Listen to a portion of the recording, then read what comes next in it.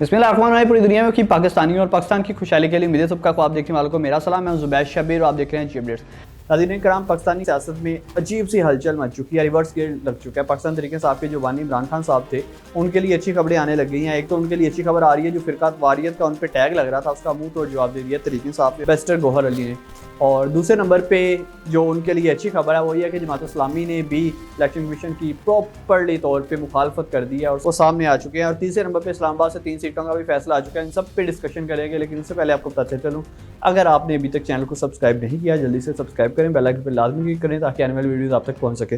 तो जी स्टार्ट करते हैं। सबसे पहले जो फिरका वारियत का पाकिस्तान तरीके साहब पे टैग लग चुका था, किस वजह से लगा था? तरीके साहब ने कहा था कि हम मजलिस वहदतुल मुस्लिमीन के साथ इत्तेहाद करेंगे। मतलब बेसिकली वो शिया फ़िरका की एक जो जमात है जिसके साथ तरीके साहब ने कहा था हम इत्तेहाद करेंगे। उसके बाद नून लीग बिलखसूस और साथ ही साथ दूसरी पार्टियाँ और बहुत से पाकिस्तान के ऐसे तरीके साहब के मुखालफिन उन पर टारगेट करने लग गए थे कि आप फ़िरका वारियत फैलाएंगे, आप उसमें शमूलियत इख्तियार कर लेंगे, आप सुन्नी वाबी बरेलवी के मुखालिफ जाएंगे वगैरह वगैरह, इस तरह की बहुत सी बातें आ रही थी। लेकिन कल तहरीक इंसाफ की एक प्रेस कॉन्फ्रेंस होती है जिसमें मजलिस वहदतुल मुस्लिमीन मौजूद होती है, जिसमें सुन्नी इत्तेहाद कौंसिल मौजूद होती है, जिसमें TLP के साथ भी राब्ते किए जा रहे हैं, उसका वहाँ कोई मौजूद नहीं था।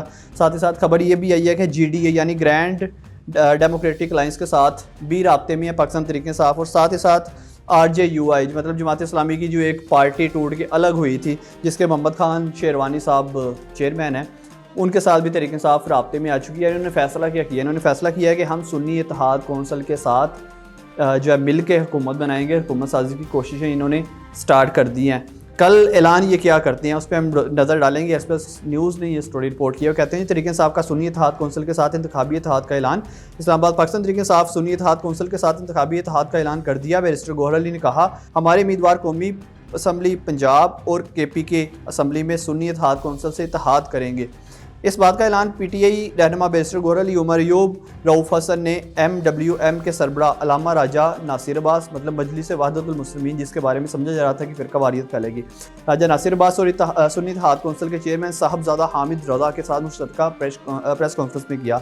बैरिस्टर गौहर अली ने कहा कि हमारे हमायत याफ्ता उम्मीदवार तमाम सूबों में जीते हैं, हमें 3 करोड़ से ज़्यादा वोट पड़े हैं, हमें हिसाब से PTI कौमी असम्बली की 180 नशिस्तें जीत चुकी है। हमारे उम्मीदवार कौमी असम्बली पंजाब असम्बली और KPK असम्बली में सुन्नी इत्तेहाद कौंसिल को ज्वाइन करें।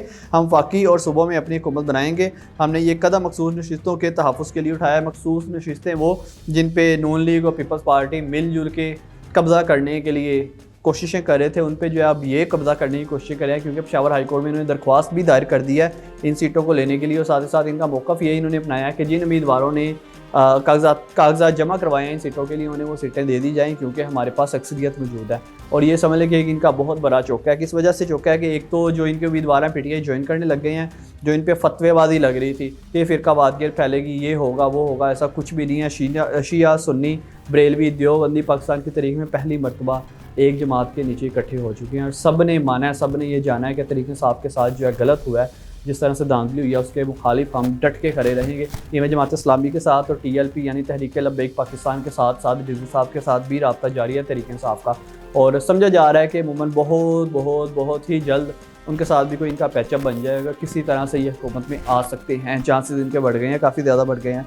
दूसरी खबर जो जमात इस्लामी के हवाले से आई है, जमात इस्लामी के जो सरबरा हैं कैसर शरीफ साहब, वो कहते हैं कि निगरान हुकूमत और इलेक्शन कमीशन ने 100% नाकाम रहे हैं इंतखाबात करवाने में। मज़ीद उन्होंने कहा कि ना आज तक मुदाखलत कम हो सकी है और ना ही हम तरीक से कुछ सबक सीख सके हैं। और साथ ही साथ उन्होंने धांधली के ख़िलाफ़ एहतजाजी मुहिम का आगाज़ कर दिया है। 23 फरवरी को पहला एहतजाज होगा पेशावर में और दूसरा जो है कॉन्फ्रेंस होगी, मुल्क बचाओ कॉन्फ्रेंस या जमहूरियत बचाओ कॉन्फ्रेंस, जो कि 25 फरवरी को इस्लामाबाद में की जाएगी, जिसकी सरबराही करेंगे सिराजुल हक साहब।